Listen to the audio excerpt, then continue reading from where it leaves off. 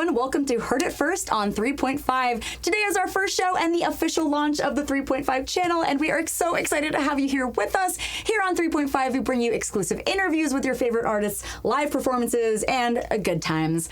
And on Heard It First, we'll talk with artists about music and projects they're working on, followed by a live studio performance and a chance for you all watching to hear new releases before anywhere else. That is huge. I am your host today, Whitney Moore, and joining me here at the incredible Western Studios in Hollywood is Miss London. Hi, London. Hello, Whitney. Thank you for being here. You look fantastic. Yes, thank you. I am so excited for all the cool stuff that you have going on, dude. You are booked and busy. You are gearing up for your first debut album, your first ever show at the iconic Whiskey in Hollywood, and you are also just in a movie. So we've got a lot of ground to cover. First, I would love to talk about this movie that you were just in, because you are not only a musician, but you're also an actress. Yes, this film was actually produced by Joey Travolta, and it was put together by an amazing school called Inclusion Films, and they asked me to be a part of it, and it was probably one of the best experiences of my life. Wow. But it was more exciting because my single, You Love to See It, also got to be in the film. That is incredible. Can you say anything about the plot, or is it all pretty locked down for now? Oh, sure. It's about my grandmother. My sister and I find a case of her memories. The movie is called A Case of Memories. And we find that she was in love with someone in the 60s, and it created a lot of tension because he was white, she was black. We go on this huge adventure to try to look for the love of her life and flow into so many different things. What the heck? That sounds so nice. It sounds like a really sweet movie, which is funny because You Love to See It is a pretty tough song, which I love. Okay, great. Well, is there a release date for that yet? For the film? Yes. It's in the can right now. In the can right now. Yeah. We will be looking forward to updates on that. You know, I'm so excited to have the opportunity to speak with artists like yourself who are really looking out ahead at all of their goals, looking forward to a debut album, which is huge, and the culmination of so much work I know you're doing right now. So let's take it back a little bit, because I'm sure there are some young musicians watching as well who could really benefit from your advice. How did you begin your work as a musical artist? I first just started writing a lot. I would write to any sound I would hear or any beat I liked, any genre, and then I started to find my niche and find what sounds I liked most and what I want it to sound like, and it just kind of evolved from there. I love that. And when you say you started writing to anything you liked and just pulling inspiration from everywhere, there's a lot that I have questions about there, but how long did it take you from like, okay, I love music, I'm getting inspiration from everywhere, to I am gonna do this and I'm gonna be a musician? Well, how long did it take me? Well, I knew pretty young, at a young age, I knew I wanted to do it, but as far as taking that first step as a new musician, I just kind of took a chance, and I found this cool beat, this like kind of rock alternative beat online, and I wrote to it, and a few people were like, yeah, I like that, so I just like continued to run. And you just hit something that I think is so important and something that is so neat about the time that we're living in right now, which is really the DIY spirit of lots of young musicians. You can just find a beat. I mean, there are so many tutorials if you want to get into mixing. So what resources were available to you that you were like, okay, I can kind of start tinkering with this before I go out and like find a whole band? Honestly, all the internet and the beats you can find throughout the internet and its ins and outs and never-ending system. And so once I found a few that I liked, I just started to family that sound in that group.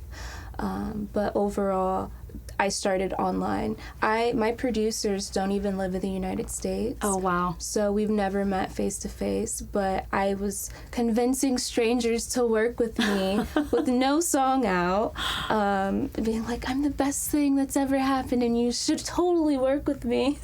And it took me 3 months to get a yes from him. But then when I found another producer that I work with, it took me 3 weeks to like Okay, put wait. it together. This is incredible. The idea of pitching yourself before you really have any work out. I mean, I think any like regular jerk like me would be absolutely terrified at like, hey, want to just work with me? How did that go? And Okay. like, what was your, tell me everything. So when I found this beat, I said, I be on beat more production because there are a lot of live instruments in the kind of music that I make. And I absolutely just fell in love with it. And I said, no, I have to have this. And this was something I had to convince him to release to me, to trust me with, to understand my creative vision and where I saw myself from that time to now. And just gaining that trust in someone that you've never met, never seen, and just putting my all into it until I got a yes. I kept bugging him. And how did you find him initially? And you were like, that's the one. That's the one that I'm going to pursue. There's a online site called beatstars.com. And I found him there. Wow. And I mean, I would sit probably for a few hours and just roll through like anything I was searching for, and just after 3 or 4 seconds, it's like I knew which was or which was not. And that is so cool. Today's like, episode is brought to you by BeatStars, by the way. No, we're not sponsored. You've kind of been angling in on this, like, you know, the crucial point of finding your sound and finding like the things that you like and that inspire you. Can you talk a little bit about the influences that you're like, okay, I want to pull beats from this. I want this sort of heaviness, because your music has a lot of heaviness to it. So talk about some of those influences. So, wow, I would listen to like 90s grunge or like early 2000s rock music, and I thought it was so cool, although there was like this extremely pop portion of the song, which was amazing, although I wanted to like be more tough. So a lot of the music I was listening to would be like Korn or Bush, Audioslave, you know, grunge, Nirvana. So those were the types of genres and songs and bands I would listen to, which really inspired that. And I was like, I can't sing like them because I'm a woman. I don't want to sound like a guy. So I just kind of switched a few things around that were comfortable for myself that still would give the listener the expression of how I felt in the song. Yeah, I mean, the music that you just described has such an attitude about it, and it's such a vibe. It's such a vibe. And there is sort of an element or a quality of sort of unrefinement. And that's something that I really love is echoed in your performance as well, where it's like very raw and very almost like you're having a spiritual experience. And so with that, I'm very excited to talk about your first concert coming up. That is absolutely huge. I just want to say, I just want you to give I want you to have an opportunity to plug it, because I have a million questions about it before we talk about how you came together as a band. Yes. So I have my first show, which is at the Whiskey A Go-Go, September 24th, Saturday at 7 p.m. This is my debut. This is like my coming out. Huge. At the Whiskey, at no the less. Whiskey. So how that came about, I was like, it would be so badass if I got like my first show anywhere on the Sunset Strip, just because it's so legendary, iconic. You have Rainbow, you have Whiskey, you have Roxy. So I just asked, and then here I am. Let this be a lesson to us all. Asking for what you want can yield some pretty powerful results. And I want you to speak on that, because it's clear, I mean, you were mentioning to me before this interview that you've really been working at this professionally since 2019. So relatively recent. And have you always been this good at just asking for what you want, or was that something that you had to learn how to do on the way? Growing up, my mom and people around me would always mention, like, if you don't ask, you won't know. So if you don't ask, at least at least I can walk away and say, I asked, or I tried it out. or I did it finally, you know. But yeah, asking for things, sometimes it can feel a little nerve-wracking, but I feel that if people really believe in what you're doing, they're going to support you no matter what. Yes, I love that. And the worst something they could say is like, no, you know? Right. As long as you are okay with hearing no, every ask gets easier and easier. Usually when I do hear no, I always find a yes. Yeah, I love your attitude and your ambition, and I want to talk a little bit. We'll dive into the whiskey in a moment, but I want to go back to high school because you were telling me a really wonderful story about sort of your journey as a performer and as an actor and on stage, and you have this like amazing story about lip syncing. Tell me about that. Oh my gosh, no, you didn't pull this out. Oh, story time. I did. Okay, so yeah, high school, I grew up on the Central Coast, so it's just cowboys and like beach town, wine country. And so in my town, it was just like football and this lip syncing competition, and this portion of the competition was like a huge deal, and they were saying like my school hadn't won in years, and I'm like, oh, like I just want to take that real quick. And it was a lot of work because I ended up pulling a lot of kids that I knew that I went to school with, asking them if they would do it with me, and there was a lot of ups and downs, but we finally got it done, and we went to the college campus performing arts center. It was amazing, and we performed with every school in the county, and then we won first place. Incredible. May I ask, what's your astrological sign? My sign, I like to say my sign is London, always. Great. But my birthday is December 25th. Capricorn. Christmas Day. Oh, a Christmas BB. I love that. Well, I feel like your energy is very, like, it's very clear that you're a hard worker. It's very clear that you are, like, you really go after what you want. I was getting Aries, but Cap also totally works. I love that story because it's also, like, kind of speaks on you as an actress as well as a musical performer, in that performance is performance no matter what. And even something like lip syncing, which people may not really recognize, takes like a lot of hard work and like a lot of coordination. Yeah. Can you speak on being, you know, you're more than an actress, you're more than a singer. How does performance work into your world? Every day of my life is a performance.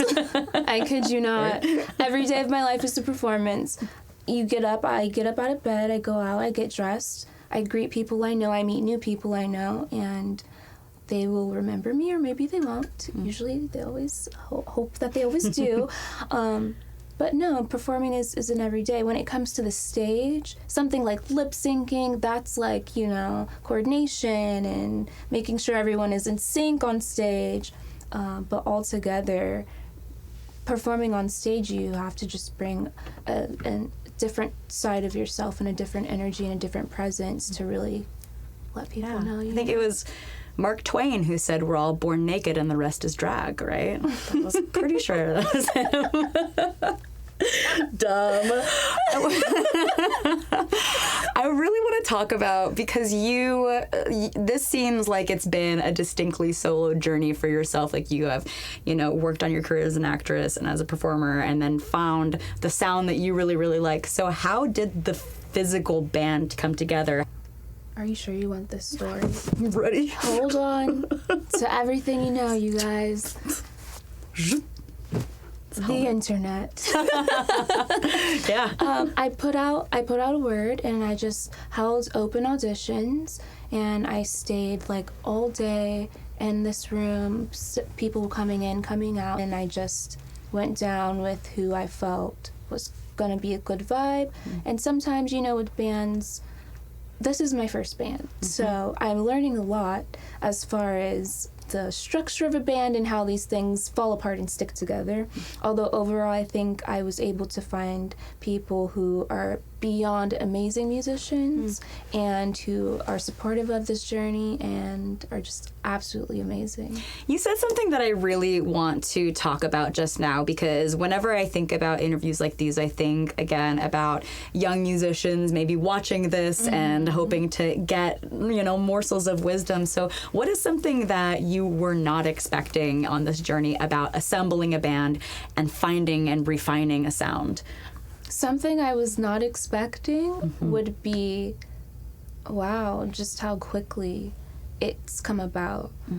Because, you know, you plan something and you hope to do it, but then when it really starts to come into fruition and it's like coming into the world and it's being born in front of your eyes and in front of all of these people who've known you since before the journey, it's like mind-blowing. It's completely mind-blowing. I love that so much, and I feel like there's so much trial and error, right? There's so much, like, as you said, you put it so nicely, of like things get built up, they crumble, they get built up again and again, and it's just sort of a process of like building as you go. And to that, I really want to talk about how you found this particular sound. You have 3 singles out, and then we're going to talk. I have a great question from the chat about live music, but I want to talk a little bit about the singles first, just because I don't have a lot of time. I could talk to you all day. You have 3 singles out, and I want to talk about them in order. Okay. WWYS. You Love to See It, Outside Pretender. So did you write these songs in the order that they came out?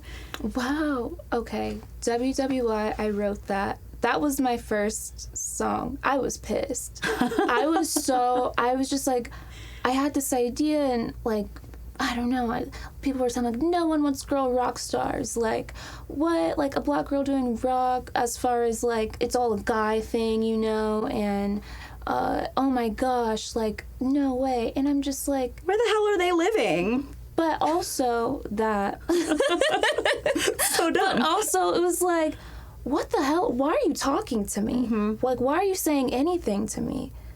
Yeah. Don't talk to me. You can't afford to talk to me anymore. It's done. We're done. We're done. And watch what you say around me, because I'm always going to build up what I do. So that song for me, WWYS, Watch What You Say, was just more like, shut the hell up, get out my way, or be moved. Yeah. Yeah, dude, feminine rage is powerful when it's channeled into art. I love that. You Love to See It and Outside Pretender. Talk about those, because sonically they have a very similar through line where it's like you can see the influence of heavy music. You can see like the drums, the guitar. There's a lot of energy to it. But you also sometimes kind of bring in with your vocals sort of a pop sensibility. So marrying those two, and also I'd love to hear about just where were you at with those other 2 singles. So in order, You Love to See It, I felt that had an extremely more pop essence, and I was okay with that because you'll see when you listen the little surprise that's in that one. But that song just more about the give and take in any sort of relationship you have, and you know, you have to keep going. You can't give up if you want to win or fight through whatever it is you're going through. Maybe not a relationship, maybe a hard time, or maybe a something you've never faced before, but if you keep going, that's really all that matters. And with Outside Pretender, wow, so when I heard that track, that's the track that took the like 3 weeks to close. And I mean, that track, when I heard it, I was like, this is genius. Immediately when I listened to just the beginning of the song, I just imagined myself whatever sonics the track is playing, that's where I imagined myself. So there's a little rain, you hear some rain falling in the beginning. I just closed my eyes and I'm like, this track is for a film. Like, the music I'm making is to be placed in like films like Marvels or, you know, action films, fighting scenes, and it's extremely cinematic. And that's one thing I really adored about Outside Pretender. And that song is just about, you know, we have 2 sides to ourselves, maybe one we love more, one we hate more, and it's just like not wanting to be stuck in the middle and just like trying to like tear that apart, literally. And that song was actually one of the the songs I spent a lot more time on, because it was the first time I was actually able to present sonically what I wanted someone to like envision when they're listening, but it's through the music. Yeah. And the way that the track was built was just beyond. It was amazing. I'm so happy to hear you say the word cinematic when it comes to that song, because I completely agree, and I would love to know what specifically, if there is, you mentioned Marvel, so like we're thinking big explosions, big action sequences. Yeah. Do you have any like, this would be amazing to hear my song Yes. in that? I would love to listen to my song as opening and closing credits to an amazing action film. Let's go. Because I feel like it could help bring the essence and tell that story more. And if you actually listen to Outside Pretender, that's what the song does. It opens and then it closes, and I think it would be cool to put something Yeah, there bookend it. I love that. Now, speaking of translating your music to the visual arts, you Yeah. released a very, very sick music video for thank WWYS that I would love to talk about. Guys, it's like weirdly hard to find cool music videos in the heavy music scene. There's a lot, I mean, there's lack of a budget is certainly a thing, but like, for me as a metalhead, I'm like pretty done with men standing in the woods and looking tough. Like, we need to get some other stuff. And the concept was so cool because we get to see you being your like badass rock star self, but you're also paying homage to all these iconic Black women. We see Grace Jones, we see Miss Tina Turner, Sister Rosetta Thorpe, Betty Davis. And so I know that was your concept, and I would love for you to talk about it. Sure. So